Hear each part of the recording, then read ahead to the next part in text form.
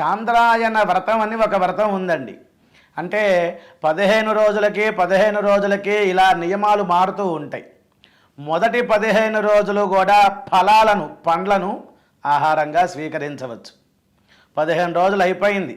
16 నుంచి 30వ రోజు వరకు అనగా రెండో రౌండ్, రెండో ఆవృత్తి అంటారు పక్షంలో, ఆకులు మాత్రమే తీసుకోవాలి ఆహారంగా.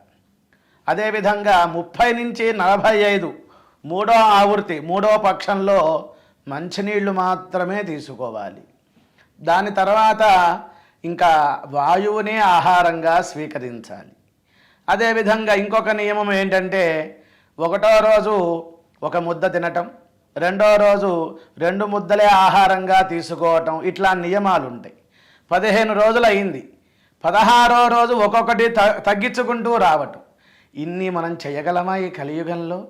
అలా మీరు చేయలేకపోతే అసతీ పుష్పం, అవిస పుష్పాలతో భగవంతుని పూజిస్తే ఈ చాంద్రాయన వ్రతం ఎంత ఫలితం వస్తుందో అంత వస్తుంది అన్నారు. అంతేనా? అదేవిధంగా యో దూర్వాగ్రై కుశాగ్రైశ్చ, దూర్వము అనగా గరిక.